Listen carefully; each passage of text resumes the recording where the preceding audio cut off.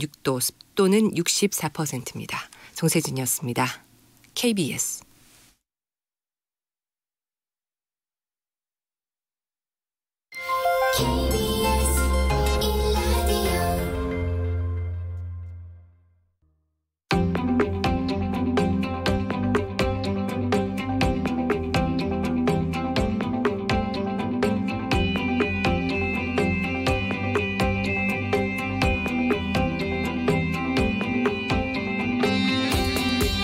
김성환의 시사야.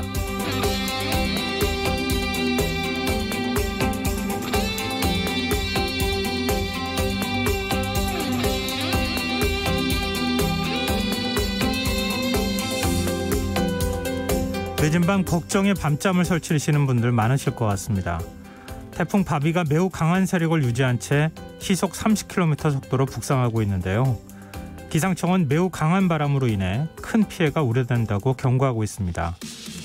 이번 태풍은 우리나라에 가장 큰 피해를 안긴 태풍 루사와 매미만큼 강력한 것으로 알려졌는데요. 상황이 이렇다 보니 어제부터 태풍 영향권에 들어간 제주도에서는 이미 많은 피해가 발생한 상황입니다. 지난해 말부터 시작된 코로나 사태로 국민들의 몸과 마음이 지친 상황인데요. 장마가 핥히고 간 상처가 채 아물기도 전에 찾아온 태풍 소식. 하늘이 원망스러운 마음까지 듭니다만 태풍은 예상 경로를 어느 정도 예측할 수 있는 만큼 철저한 대비가 답이겠죠. 천재지변은 어쩔 수 없다 하더라도 적어도 인재가 되풀이되는 일만은 없도록 해야겠습니다. 시사평론가 김성환입니다. 국회 출입기자가 코로나19 확진 판정을 받으면서 국회 일부 시설이 폐쇄될 거라고 하는데요. 잠시 후 뉴스에서 자세한 내용 살펴보겠습니다. 더 깊이 있게 들여다보는 인터뷰 시간에는 기상 전문가와 중앙재난안전대책본부를 차례로 연결해 태풍 바비의 이동 경로, 현재 피해 상황과 태풍 시 행동 요령을 알아보겠습니다.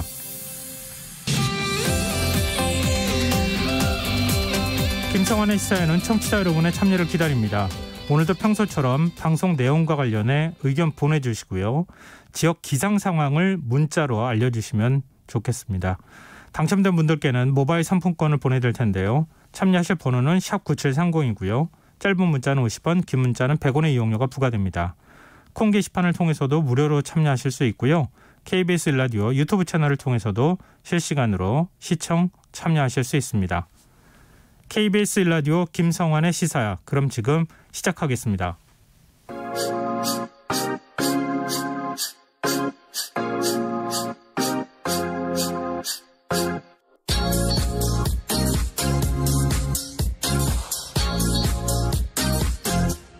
KBS 1라디오 김성환의 시사야.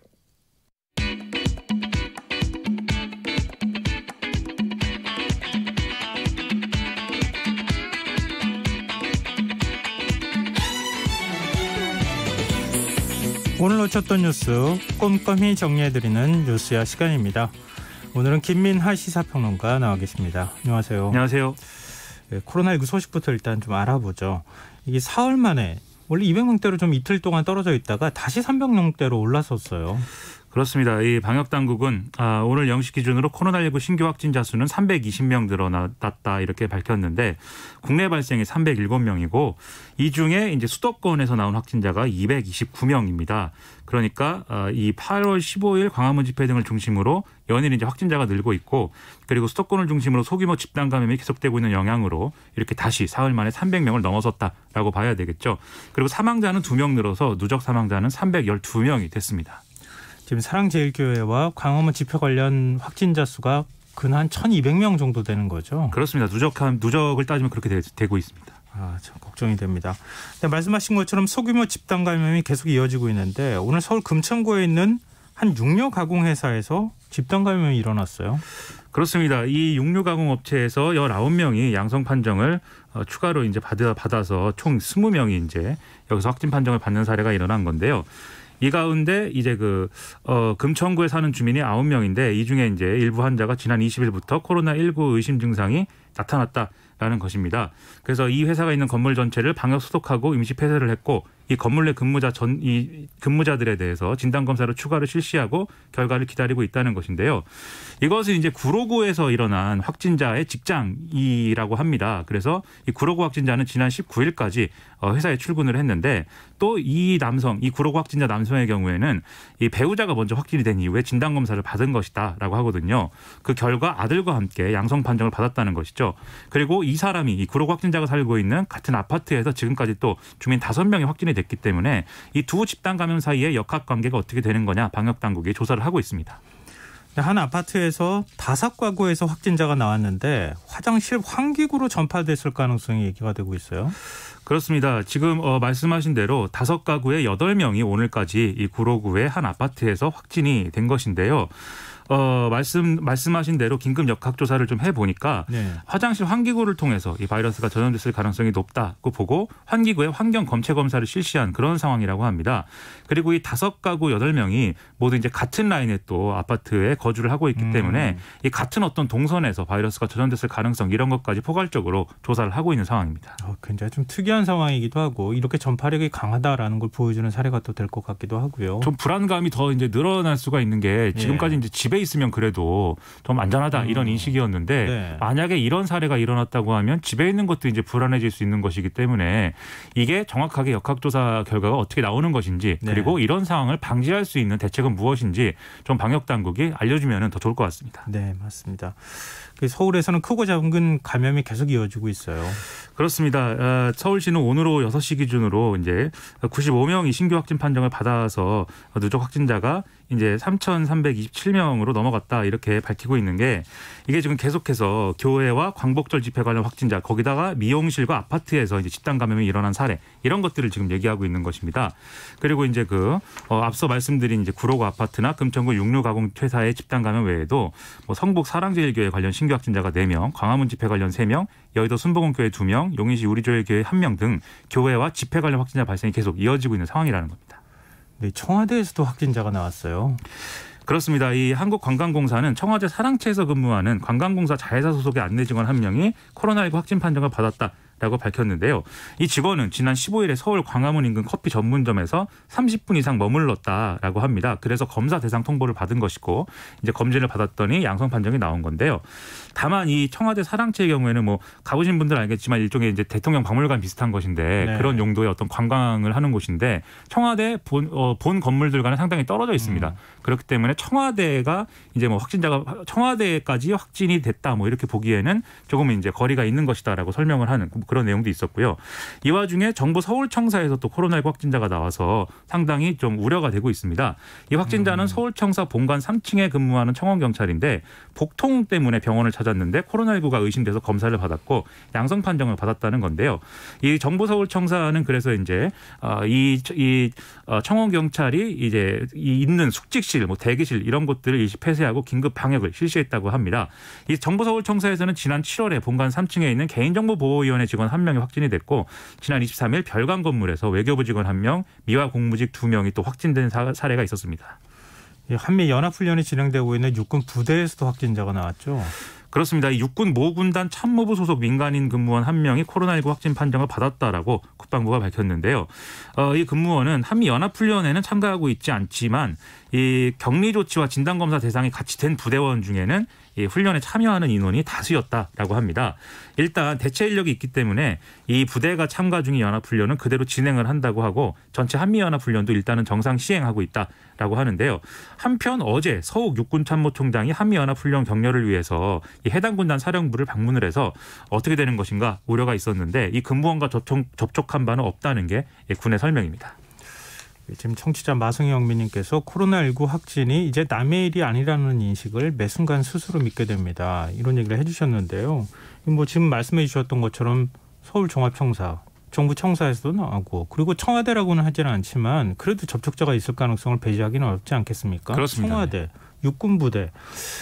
지금 확진자가 안 나올 만한 곳은 없다. 이렇게 좀 생각을 하셔야겠어요. 방송국도 예외가 아닌 것이 계속 그렇죠. 이어지고 있습니다. CBS, SBS 확진자가 나와서 사옥이 폐쇄되기도 하고 그런 어려움들이 있는데 저희도 이제 상당히 불안합니다.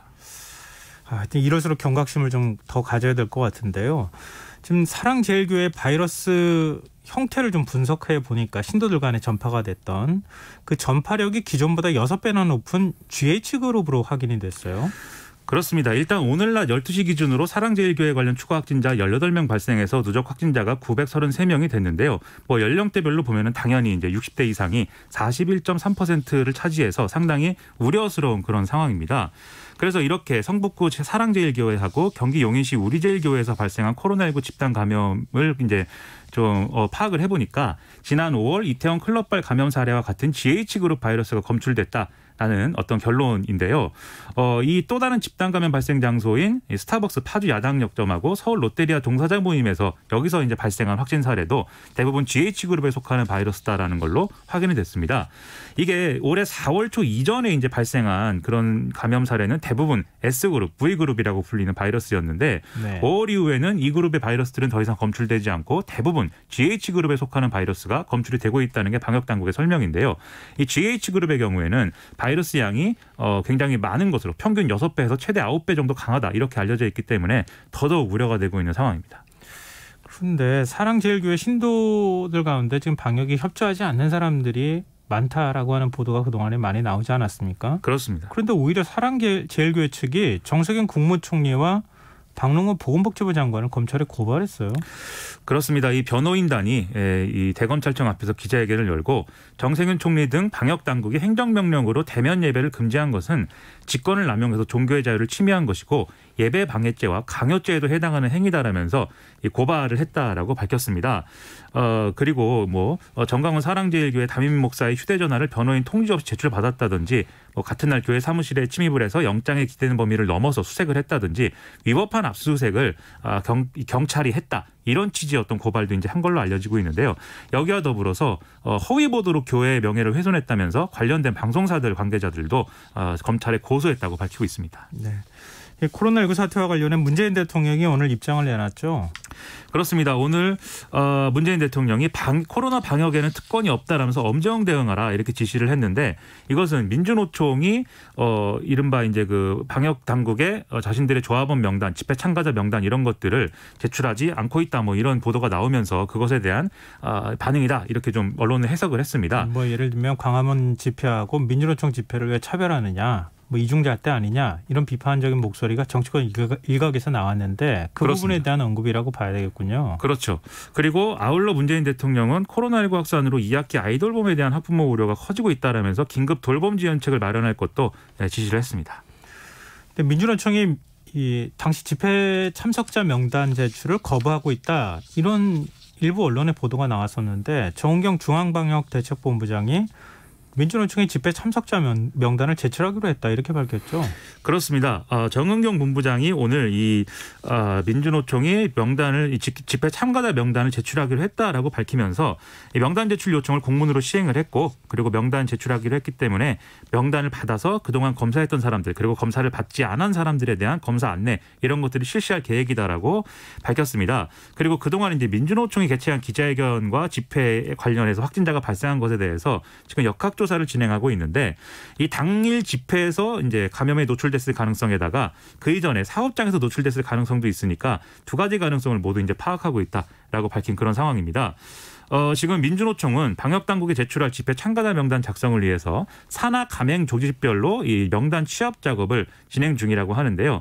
오늘 중으로 방역당국에 명단을 제출하겠다라고 했고 나머지 인원도 취합되는 대로 곧 제출할 것이다라면서 좀 방역당국에 성실하게 협조하겠다 이렇게 밝히고 있는 상황입니다. 아울러 그날 이제 집회 참가자는 약 1,900명 정도로 추산이 되는데 이들에 대해서 민주노총은 자발적으로 검사를 받으라는 지침을 내린 그런 상황인데요. 지금까지 확진 판정을 받은 사람은 금속노조 기아차 화성지회 조합원 1명뿐이다라고 얘기를 하고 있습니다. 근데 민주노총이 그러면은 집회 참석자 명단 제출을 거부했던 겁니까? 아니면은 협조하고 논의하는 상황이었는데 거부했다는 언론 보도가 나온 겁니까? 지금 전반적인 상황을 점검을 해보면은 후자의 가능성이 지금 높아 보이는데요. 일단 문화일보 서울신문 등이 민주노총이 이 광복절 집회 참가자 명단 제출을 사실상 거부하고 있다. 이런 이제 기사를 냈는데 내용을 보면은 민주노총 관계자가 참가자 전원이 검사에 응했고 음성 판정이 나온다면 명단을 공개할 이유가 없다라면서 뭐 명단 제출을 거부했다 이런 내용입니다. 그리고 명단에 대해서 뭐 어떤 다른 너무 많은 개인 정보가 들어가는 것은 부적절하다라든지 뭐 이런 언급을 했다는 내용도 기사에 포함이 돼 있는데 네. 여기에 대해서 민주노총은 명단 제출을 거부한 적이 없고 24일에 중앙방역대책본부와 논의를 시작했을 때부터 이 제출에 대해서 협의를 했다. 그리고 명단을 제출하기로 결정해서 이것을 알렸는데 이런 내용들에 대해서 이 매체들이 관련해서 확인도 안 하고 사실과 다른 기사들을 이제 낸 것이다. 이렇게 설명을 했습니다. 그러니까 상황을 종합해 보면은 민주노총과 방역 당국이 이 명단을 제출하는 것 그리고 명단을 취합하는 어떤 것 내용들 이런 것들에 대해서 협의를 한 것은 사실인 것 같은데 이 협의하는 과정에서 나온 여러 가지 얘기들을 가지고 단면을 잘라서 일부분을 확대 보도한 것이 이렇게 좀 민주노총이 명단 제출을 거부하고 있다라는 보도로 이어진 거 아닌가 싶거든요. 그래서 이런 부분들은 민주노총이 얘기하고 있는 대로 민주노총의 사실을 확인을 했으면 앞으로의 명단 제출 방침이나 이런 것들이 정확히 확인이 됐을 건데 그러지 않았기 때문에 문제적인 보도였다라고 평가해야 될 것 같습니다. 네, 언론의 부정확한 보도도 문제지만 지금 가짜뉴스도 굉장히 심각하지 않습니까? 그렇습니다. 오늘 정부가 거리두기 3단계 격상을 발표할 것이다. 이런 내용의 가짜뉴스가 돌았어요. 그렇습니다. 저는 이제 모든 메신저를 쓰지 않기 때문에 예. 네, 이런 뭐 소위 받은 글, 가짜뉴스 이런 것들을 뭐 접할 길이 없는데요. 그러니까 다른 사람의 경험담을 제가 빌어서 설명드려야 되는 거죠.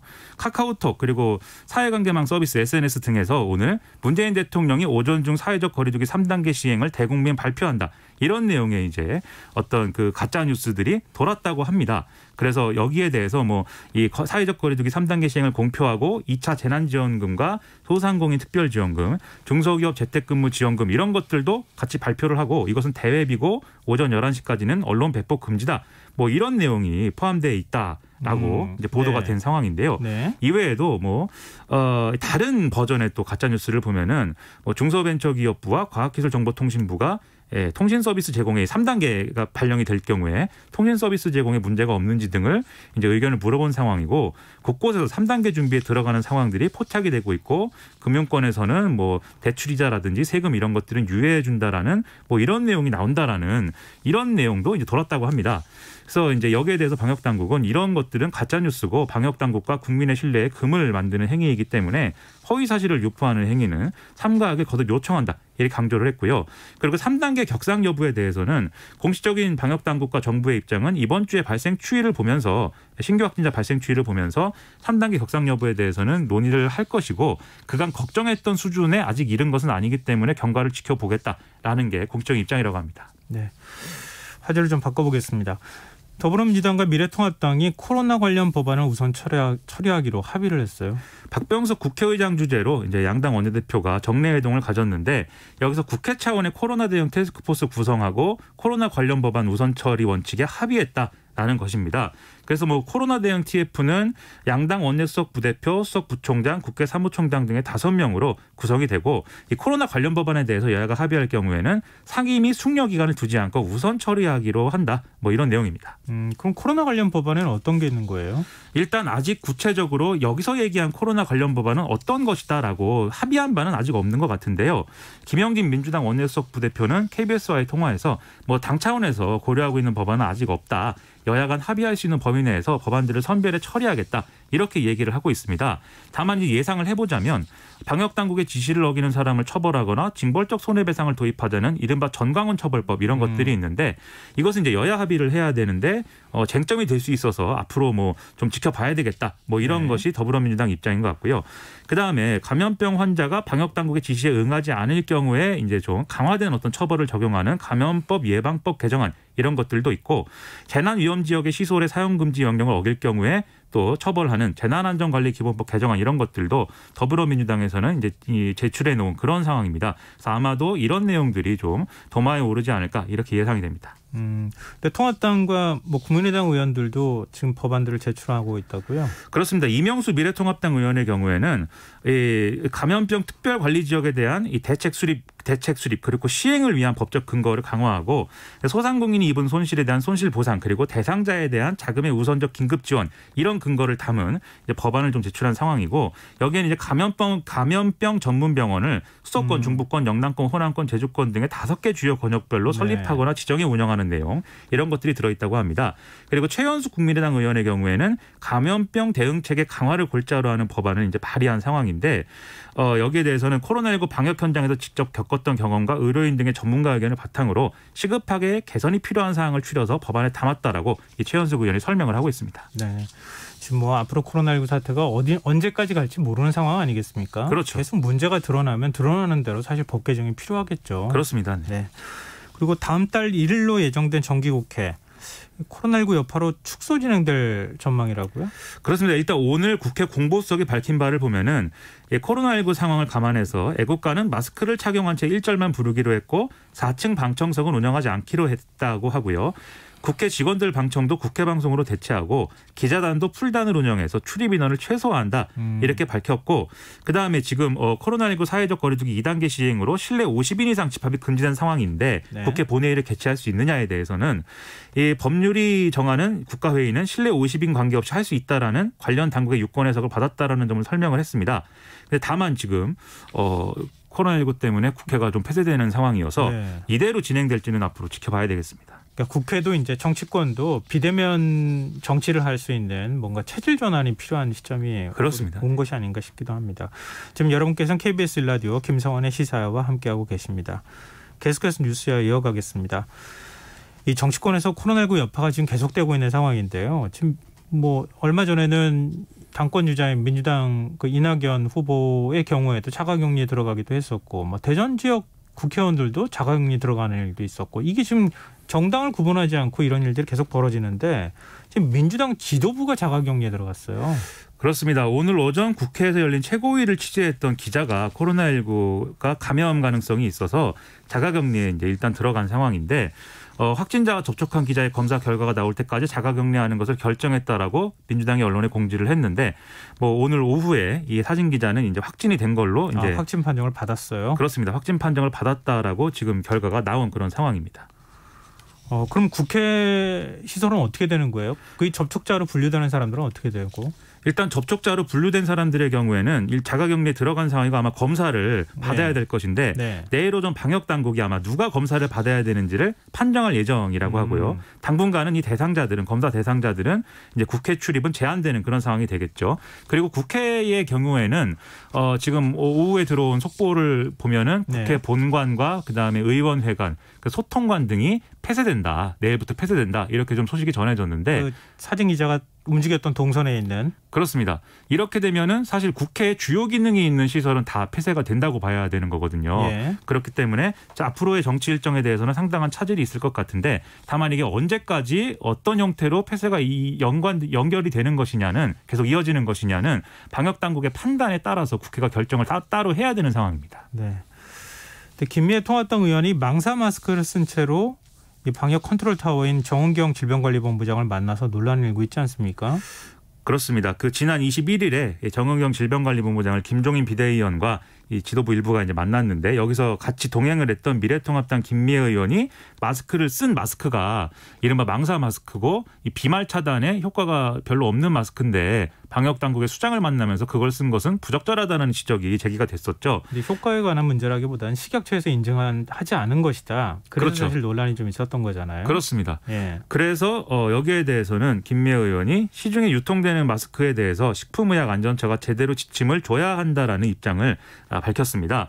그래서 오늘 국회 보건복지회의에 이 망사 마스크를 직접 들고 나와서 포장지에 97.1%의 차단 효과가 있는 나노 마스크라고 쓰여 있다. 그래서 이게 효과가 좋다고 생각을 했고 이 마스크는 또 지지자 한 분이 써보니 좋다라고 해서 보내준 것이다. 그리고 소재가 이제 3단으로 되어 있는데 국제적으로 인정받는 연구원이 테스트한 결과라고 되어 있어서 이건 뭐 믿을 수밖에 없는 것이다라고 설명을 했습니다.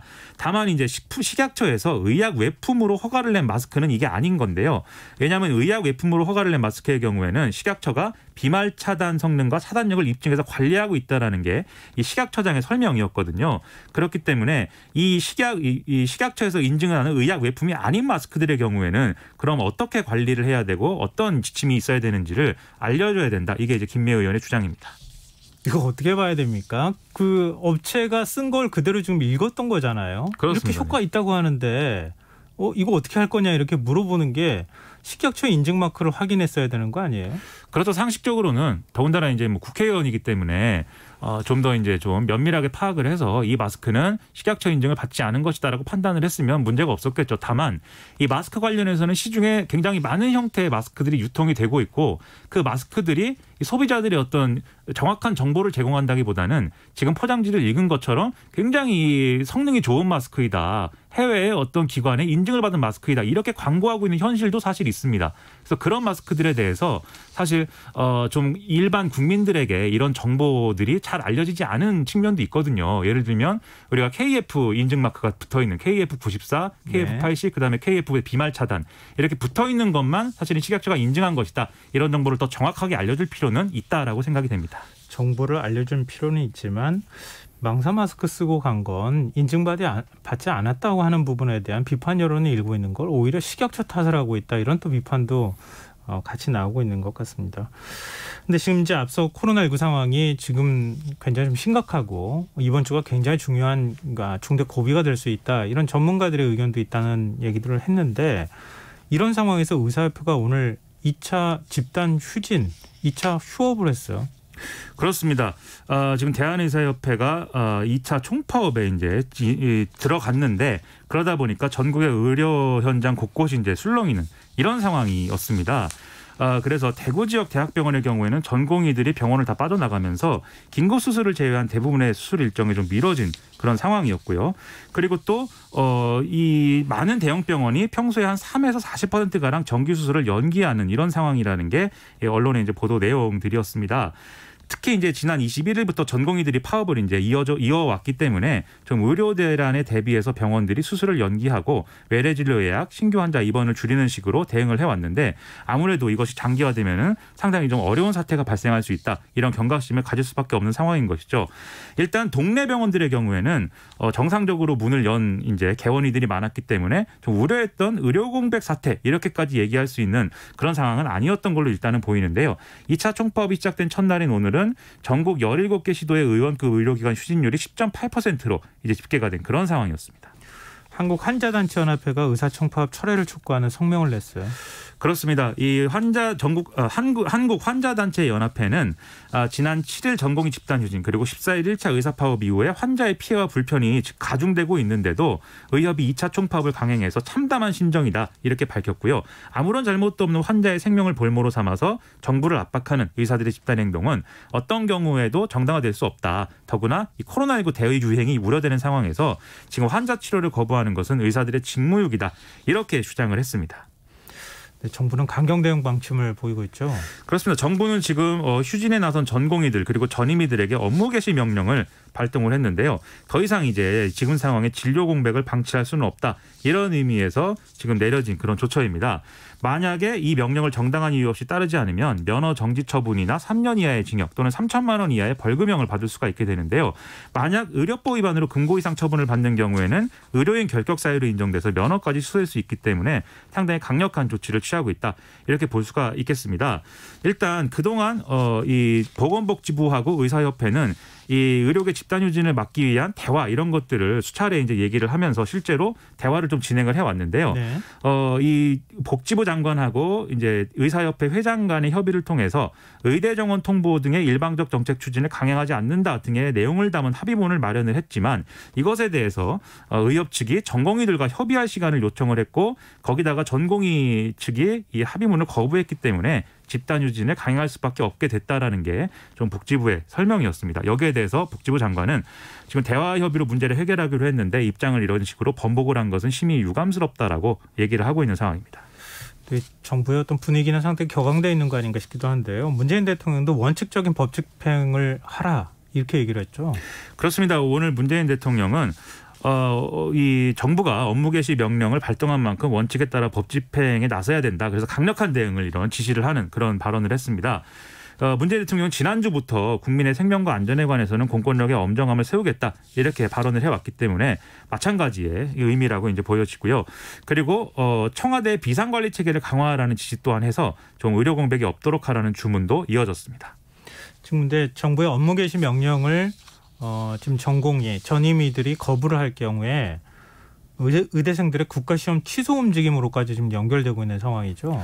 그렇습니다. 지금 의대 그리고 의전원 협의회 뭐 이런 좀 의사가 되기 위해서 이제 거쳐야 되는 이런 과정에 있는 이른바 의대생들이 지금 의사 실기시험 응시 거부를 계속해서 얘기를 하고 있는 상황이죠. 그래서 8월 25일 오후 6시 현재 의사 실기시험 접수 인원 3,172명 중에 2,823명, 즉 89% 정도가 응시 취소 및 환불 신청서를 국시원에 제출한 상황입니다.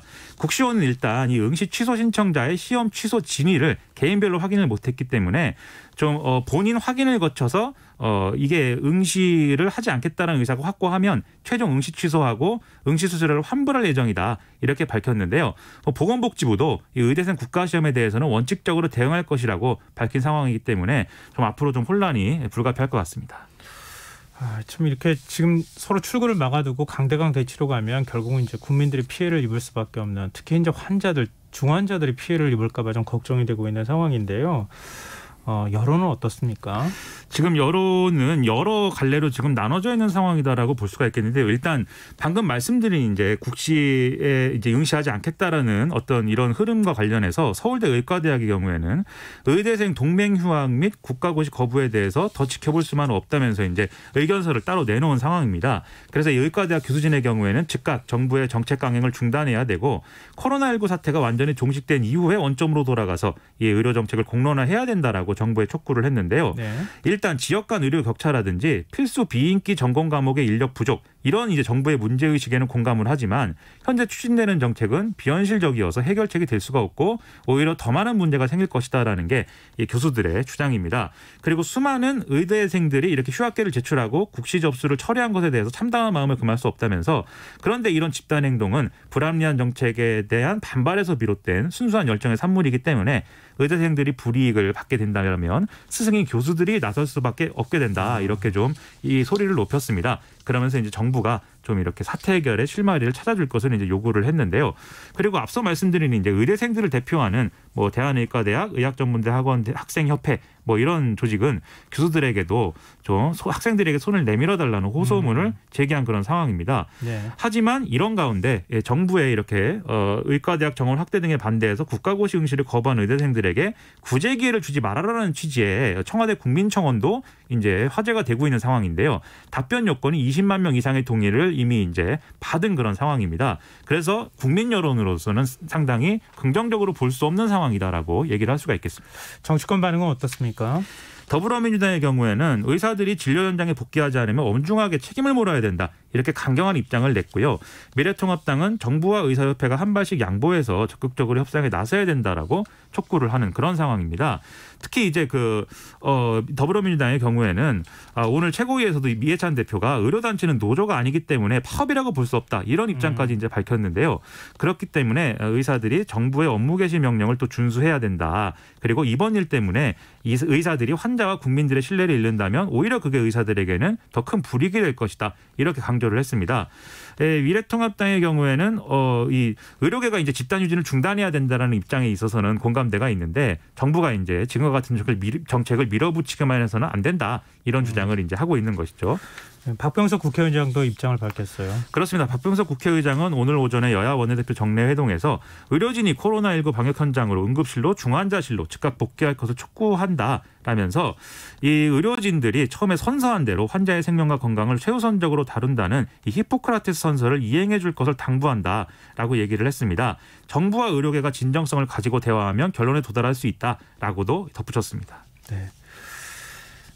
참 걱정하시는 국민들이 많이 있습니다. 좀 빨리 좀 사태가 좀 마무리되고 일단 이 위기를 좀 잘 극복하고 난 다음에 논의를 더 진행했으면 어떨까 이런 생각이 듭니다. 뭐 이렇게 해서 극단으로 가는 걸 바라는 분들은 없을 테니까요. 그렇죠. 파업을 시급하게 정리해서 국민 신뢰를 회복한 이후에 지금 의사들이 주장하는 여러 내용 중에서 합리적인 부분도 있거든요. 완전히 다 나쁜 말들은 아닙니다. 그렇기 때문에 그런 부분에 대해서는 추후에 논의를 같이 해가는 그런 과정을 밟아야 될 겁니다. 네. 그리고 제8호 태풍 바비와 관련해서 지금 지역 기상 상황들 청취자분들께서 많이 보내주고 계시는데요. 1207님, 천안 이제 막 바람 많이 불고 비가 많이 옵니다. 이런 소식 전해주셨고요. 1735님, 용인입니다. 오후 4시부터 바람이 불더니 9시 지나고 나서부터 더더욱 세차게 불고 있네요. 지금은 비도 내리고 있습니다. 빨리 지나갔으면 좋겠습니다. 라는 의견 보내주셨습니다. 8862님, 대전은 이제 비가 오기 시작합니다. 부디 큰 피해 없었으면 좋겠습니다. 라는 의견 주셨습니다. 네, 의견 보내주셔서 감사하고요. 계속 지역 기상 상황 또 혹시 피해 있으면 피해 상황까지 전해주시면 좋겠습니다. 오늘 뉴스는 여기까지 하겠습니다. 지금까지 김민하 시사평론가였습니다. 고맙습니다. 고맙습니다.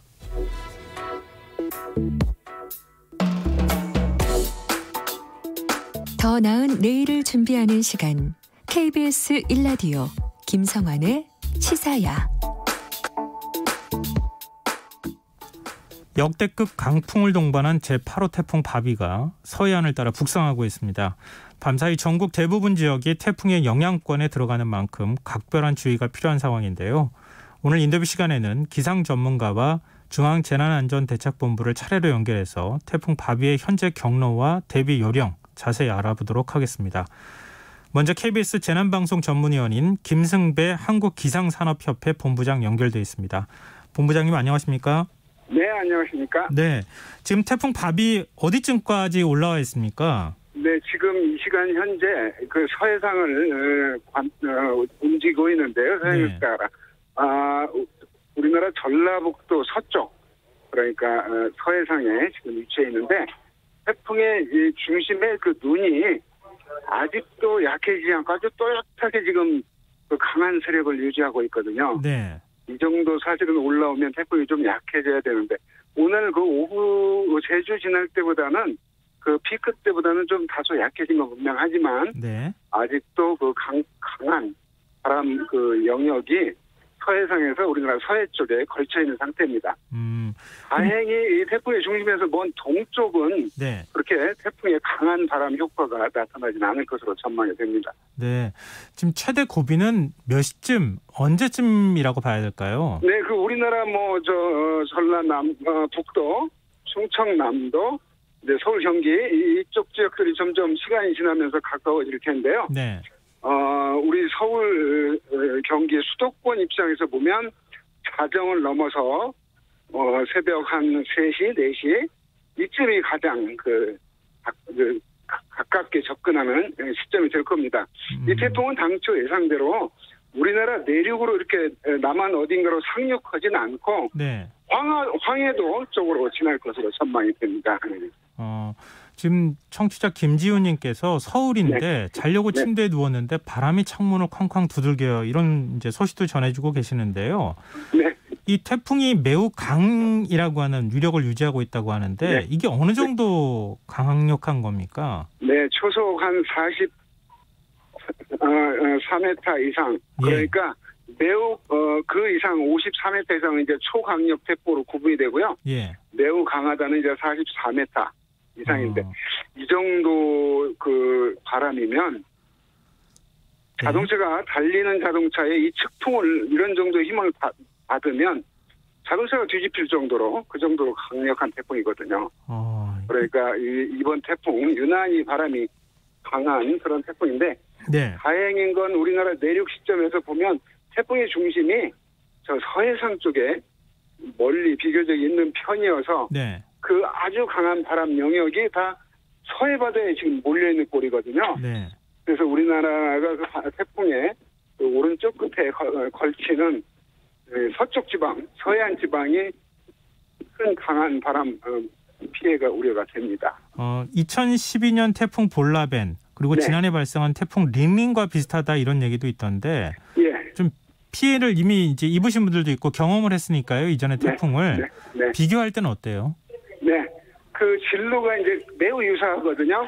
태풍 링링과 볼라벤. 예. 근데 이렇게 유사한 태풍을 찾아보는 이유는 그때 태풍이 어느 지역에 더 많은 그 피해를 줬나 이제 이런데 참조할 수가 있는데요.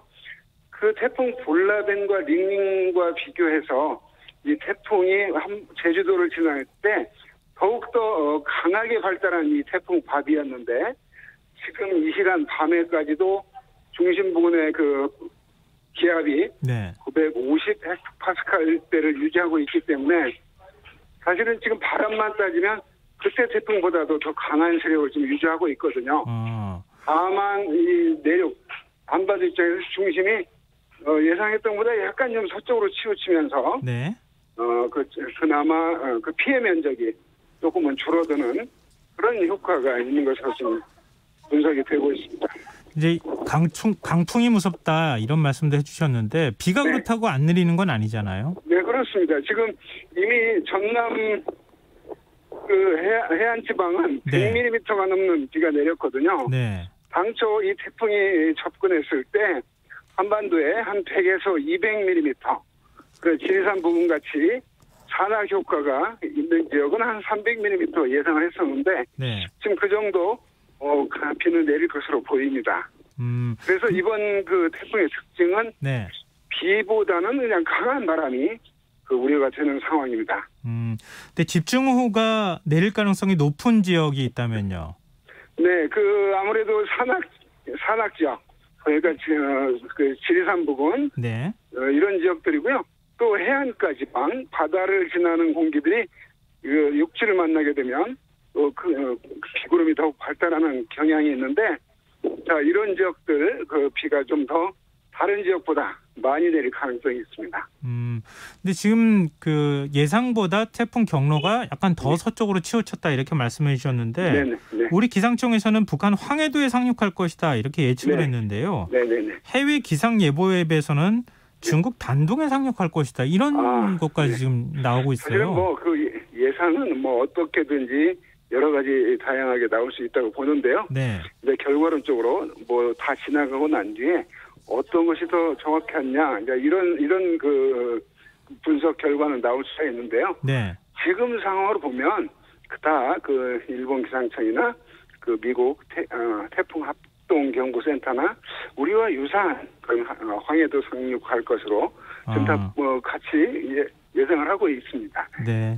그러면 바비는 언제쯤 소멸하겠습니까? 네, 내일 한 우리나라 서울 경기 이쪽 시점에서는 내일 새벽 한 6시 이후에는 황해도로 상륙해서 점점 북쪽으로 갈수록 이제 세력은 약해지고 또 우리나라 입장에서 보면 더 멀어질 것으로 보이기 때문에 내일 새벽 6시까지는 긴장의 끈을 놓쳐서는 안 된다고 봅니다. 네. 근데 바비에 이어서 9호 태풍 마이삭이 발생하고 있다 이런 네. 이제 얘기가 나오는데요. 아직은 이름이 붙여지진 않았는데요. 예. 네, 그 태풍의 발생 지역의 구름의 동향을 보면 발생을 하고 있고 또 슈퍼컴이 생산한 예측 결과들을 보면 아직 태풍의 이름은 붙여지지 않았지만 연달아서 9호 또는 2, 3일 뒤에 10호가 생길 그런 가능성이 엿보이는 상황입니다. 그러면은 앞으로 더 태풍이 올라올 가능성을 배제할 수는 없겠군요. 네, 그렇습니다. 그래서 9월 말까지는 태풍이 언제든지 발생해서 우리나라에 영향을 줄 수 있는 상황입니다. 네, 태풍 바비가 지나간 후에 날씨는 어떻게 될까요? 일단 네, 폭염이 잠깐 있기도 했었는데. 네, 이제 계절적으로 그렇게 극심한 폭염은 예상이 안 되지만 네. 태풍이 지나고 난 뒤에 북태평양 고기압 세력이 우리나라 쪽으로 확장하고 서해 쪽으로까지 확장을 하기 때문에 급격히 이렇게 선선한 날씨를 보이지는 않을 것으로 보입니다. 낮 기온이 30도를 넘는, 그러니까 활동하면 더위를 느끼는 정도 그런 더위가 나타날 것인데 어찌됐건 극심한 폭염 그런 거는 나타나지 않고 네. 시기적으로 그런 시점은 지났다고 보여집니다. 네. 9월까지도 낮 기온이 30도 안팎에 활동하면 무더운 날씨 이러면은 태풍이 지난 뒤에도 나타날 것으로 전망이 됩니다. 네. 오늘 말씀 고맙습니다. 네, 고맙습니다. 네, 지금까지 김승배 한국기상산업협회 본부장이었습니다. 이어서 중앙재난안전대책본부의 이충현 사무관 연결해서 피해 현황과 대피 요령 알아보도록 하겠습니다. 사무관님 안녕하세요. 네, 안녕하십니까. 네, 태풍 영향권에 가장 먼저 들어갔던 제주에서는 지금 크고 작은 피해가 잇따라 발생하고 있는데요. 네. 지금까지 파악된 제주 지역의 피해 현황부터 좀 정리해 주시면 어떨까요? 네, 10시 반 현재 보고서가 올라와야 되는데 지금 뭔가 수치 작업을 하고 있는 것 같아서요. 우선 네. 7시 30분 기준 자료로 말씀을 드리자면요. 제주 지역의 시설 피해는 모두 64건이고요. 또 주로 가로수나 가로등, 전신주나 중앙분리대 유실 사고가 많았습니다. 그리고 간판과 건물 외벽이 떨어져 나가서 발생한 사고는 모두 17건으로 집계됐고요. 정전 피해 역시 발생됐습니다. 강한 바람 때문인데요. 887가구에 정전이 발생됐는데 모두 복구는 완료됐습니다. 네, 저녁부터 전남권이 직접 영향권에 들었는데 지금까지 파악된 피해 현황이 있습니까? 이 시간 현재 전남권에서 발생한 피해는 아직 집계되지 않고 있는데요. 10시 반 기준 보고서에 얼마큼 또 반영될지 좀 살펴봐야 되는 상황이고요. 다만 조금 전 10시 기준으로 오후 22시 기준으로 중앙재난안전대책본부 비상 3단계로 격상됐습니다. 지금까지는 비상 2단계 근무 체제를 이어왔었는데요. 조금 전 10시 기준으로 3단계, 비상 3단계 근무로 격상됐다는 말씀 드리겠고요. 네. 위기경보 단계는 경계 단계에 유지가 되고 있습니다.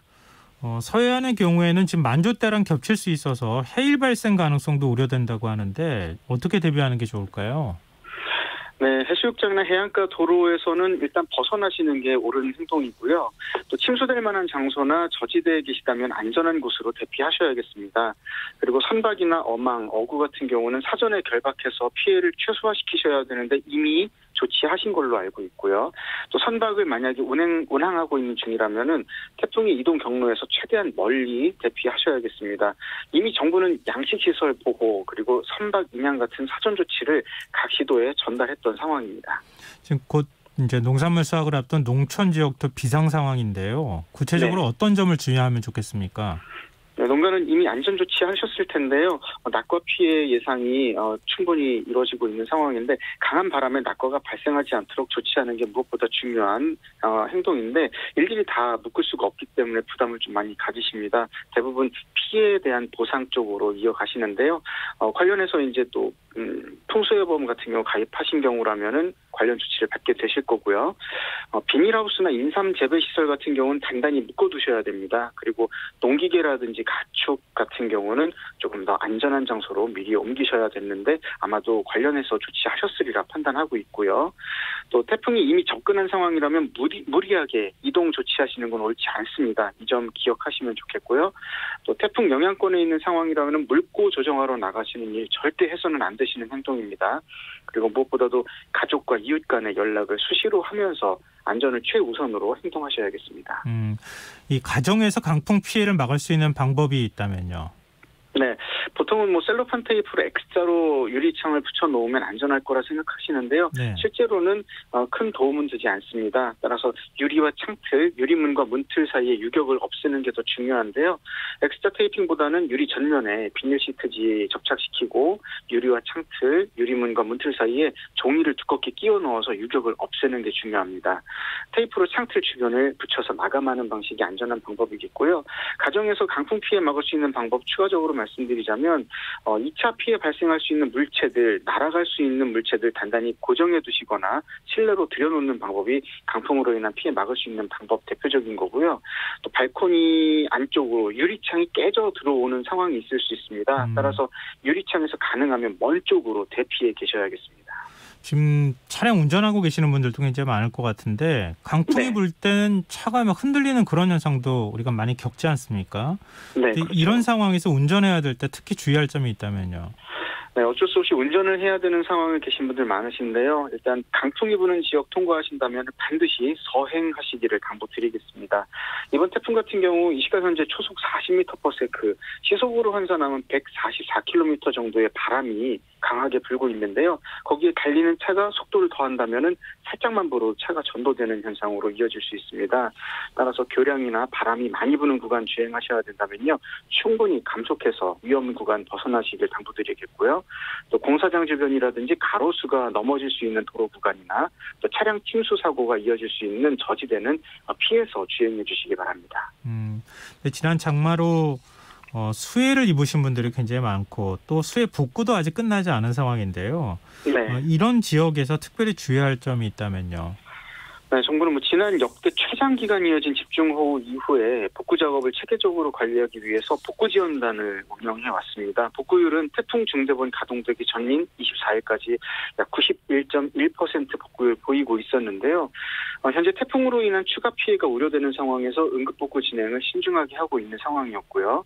비닐하우스를 포함한 공공 또 사유시설물에서 다시 피해가 발생할 것을 고려해서 도로 교량과 또 저수지, 철도 구간 등의 안전조치를 이미 실시한 상황입니다. 또 무리한 복구보다는 추가 피해가 발생하지 않도록 위험 구간 그리고 응급복구가 잠시 멈춰진 상황에서 태풍 영향권에서 벗어날 때까지는 강풍이나 침수 피해가 이어지지 않도록 신중하게 복구 장비라든지 복구 현장 관리를 철저히 해야 되겠습니다. 지난번 이제 장마 기간 동안에 산사태로 굉장히 많은 인명 피해가 발생하지 않았습니까? 네, 이번 태풍으로 산사태가 또 발생할 만한 우려될 만한 지역이 있을 것 같은데 산사태 피해를 최소화하기 위해서는 어떻게 대비하면 좋겠습니까? 네, 지금 경보 지역으로 세종시하고 경기도 안성시가 경보 지역에 들어가 있는데요. 네. 지반이 연약해진 상황인 만큼 무리한 등반 해서는 안 되겠고요. 또 경사지에 응급복구가 이어지고 또 안전조치가 마무리될 때까지는 일단 접근하시지 않아야겠습니다. 앞으로 추가 피해가 발생할 수 있는 상황이라는 점 반드시 기억하셔야 되는데요. 산사태 위험 평가나 보강 대책이 완전히 마련돼야 하는 상황을 고려해서 피해 사실이 보인다면은 산림청이라든지 지자체에 반드시 신고해 주셔야 되겠습니다. 또 오늘 경기도 구리하고 충북 청주 등 전국 곳곳에서 싱크홀이 발생을 했다고 하는데요. 네. 태풍 영향이라고 보기에는 조금 좀 그럴 것 같은데 지금 싱크홀이 계속 발생하는 이유는 뭘까요? 네, 지금 경기도 구리에서는 도로 두 개 차로 인도 그리고 아파트 단지 담장까지 무너져 내리는 아주 큰 규모의 싱크홀 발생됐고요. 네. 충북 청주시에서도 지름 20cm에 깊이 2m 정도 싱크홀 발생됐는데요. 다행스럽게 인명이나 차량 피해는 없었던 것으로 파악이 됐습니다만 이런 싱크홀이 태풍의 직접적인 영향이라고는 단언해서 말씀드리기 좀 어려운 상황이고요. 현재 해당 시에서 복구 작업 마무리한 뒤에 싱크홀 발생 원인 등 조사할 예정이라고 하니까요. 네. 원인에 대한 부분 조금 더 시간 갖고 지켜봐야 되겠습니다. 하지만 추가적으로 이런 싱크홀은 계속 발견될 수 있는 상황인데요. 도로 이상 현상이라든지 위험 상황이 발견되는 즉시 해당 시군이라든지 아니면 안전신문고 앱을 이용해서 신고해 주시면 좋겠습니다. 네, 최대한 피해를 줄이기 위해서는 기상정보나 재난정보를 실시간으로 확인하는 게 중요하지 않겠습니까? 이런 정보는 네, 어디에서 확인할 수 있습니까? 네, 기상정보는 매우 중요한 정보를 제공하죠. 실시간 변화는 기상정보는 기상청의 날씨놀이 정보를 스마트폰 앱이라든지 인터넷으로 검색해 보실 수 있겠고요.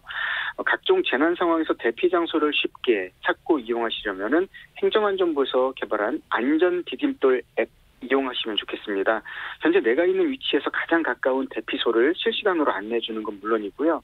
재난 문자에다가 또 각종 상황에서 반영할 수 있는 행동 요령까지 자세히 안내하고 있으니까요. 내 손 안의 안전지침이다 생각하시고 활용하시면 좋겠습니다.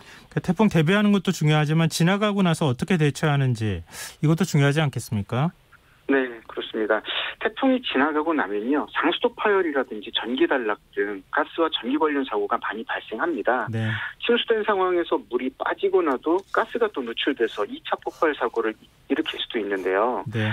충분히 환기하시는 게 첫 번째 행동 수칙이고요. 예. 또 전기장치에 예. 이상이 생겼다면은 전기 마무리하겠습니다. 전문가의 도움을 받아서 안전조치 하신 뒤에 사용하셔야겠습니다. 네, 말씀 고맙습니다. 네, 감사합니다. 네, 지금까지 중앙재난안전대책본부 이충현 사무관이었습니다. KBS 라디오 김성환의 시사 1부 순서는 여기서 마무리하겠습니다. 전 11시 정각 2부에 다시 오겠습니다.